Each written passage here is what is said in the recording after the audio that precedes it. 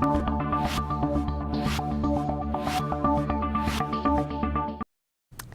Pally. Today is Tuesday, February 19th, 2019. And InFocus starts right now.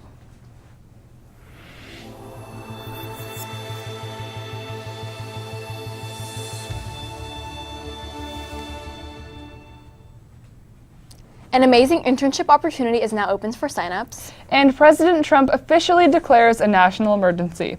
All that and more is coming up on today's show. Welcome to InFocus. I'm Anushka Sharma. And I'm Maddie Drucker. There's a lot going on around campus today. Here are some important announcements from the campus bulletin. PAUSD has worked in collaboration with Lockheed Martin for decades, each year placing and supporting multiple rising seniors into their internship program, which is now open for signups. Students interested in this great opportunity to intern with a major aerospace company can sign up with the link on the screen. YCS Interact is holding its annual food drive and offering Pally students who are participating a chance to win some prizes. The drive will take place until this Friday, and donations can be dropped off in third period classes. First place will get pizza, second place donuts, and third place will get candy. Students that have completed 100 or more hours of community service within a 12-month period can submit their hours for a President's Volunteer Service Award. To complete the submissions, go to the site on your screen. Email any questions to klarson@pusd.org. Moving on now from what's going on around campus to what's happening in the world and locally today. Let's take a look at what's topping today's headlines in today's News Minute. On Friday, President Trump declared a national emergency on our southern border. The president tapped into his executive powers in a bid to divert billions of dollars toward construction of a wall, even as he signs a funding package that includes just $1.4 billion for border security. By declaring an emergency, Trump would also seek to unlock money from the Defense Department's military construction budget to the tune of $3.5 billion.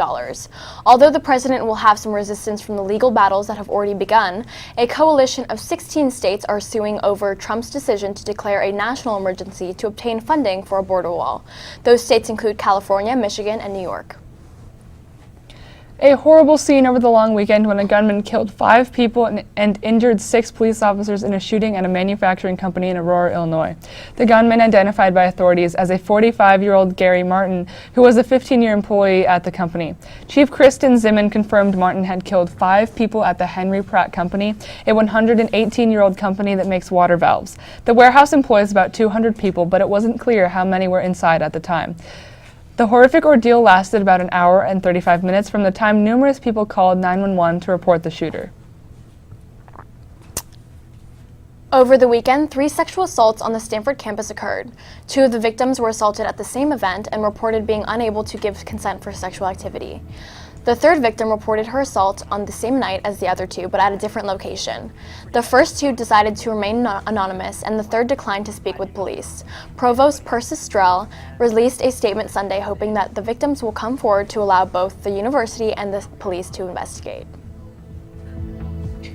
Moving on now from what's happening today to some important events in the past. Noor Naveed, very own resident historian, has been learning more. What do you have for us today, Noor? Well, Maddie and Anushka, on this day in 1847, the first rescuers reached surviving members of the infamous Donner Party, a group of California-bound immigrants stranded by snow in the Sierra Nevada mountains. In the summer of 1846, in the midst of a western-bound fever sweeping the United States, 89 people set out in a wagon train from Springfield, Illinois. They made their way to Truckee Lake near Lake Tahoe. A winter storm blanketed the ground with snow, blocking the mountain pass and them.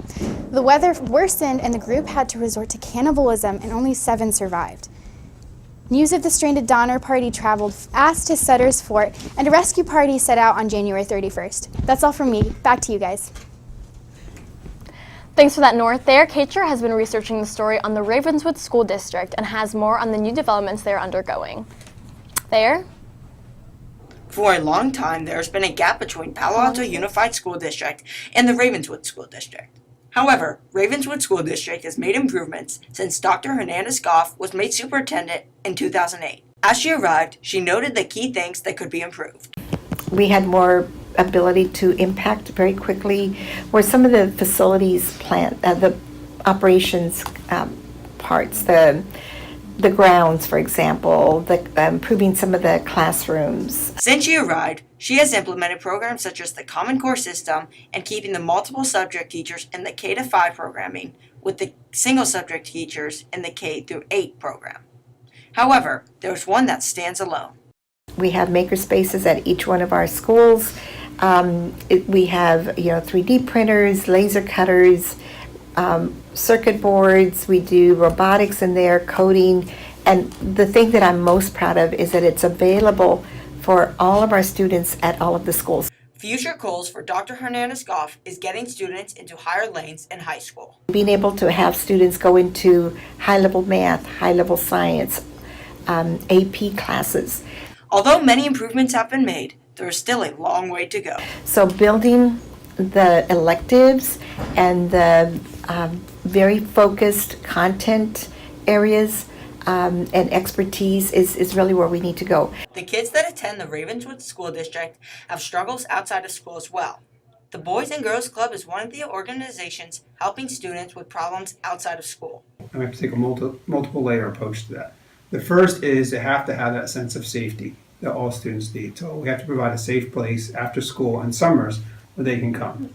And then when they have a safe place, they have to have positive relationships with caring adults and that sense of belonging. Take care of that first. And then once they have that, then we try to influence their academic mindsets.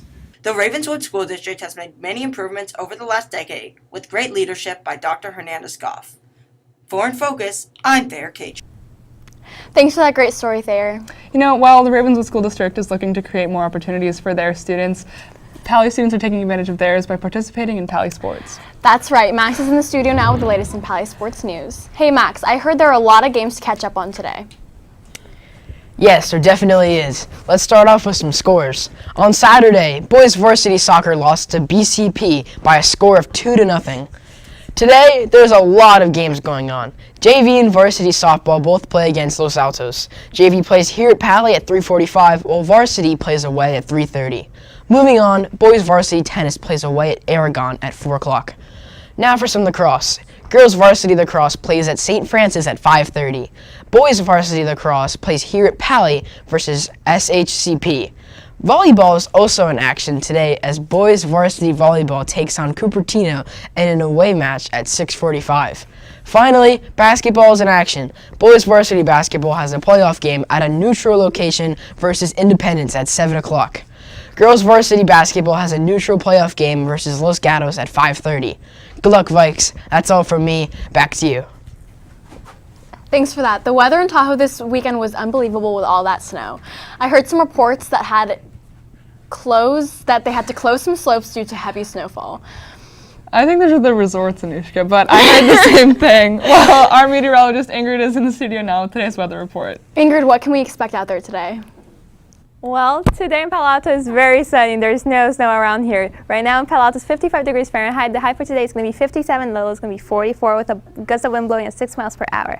Now tomorrow and Thursday, you can see that it's still pretty sunny. The highs are going to be on the mid-50s at 54 and 57. The lows are going to be at 38 and 34. Now looking at our forecast, you can see that for most of the week, it's going to be pretty sunny, except Sunday we're going to see some rain again. The highs are going to be around the 50s, while the lows are going to be around the low 40s to mid 30s. Now looking at Bay Area temperatures, you can see that the highs are pretty much all the same. It's all around the 50s, while the lows are pretty much all the same around the 40s. That's all from me. Back to you in the studio. Thanks for that, Ingrid. Well, that does it for today's episode. Be sure to visit our website to check out old episodes, check the bulletin, or to send us an email. Until next time, have a great day, Pally.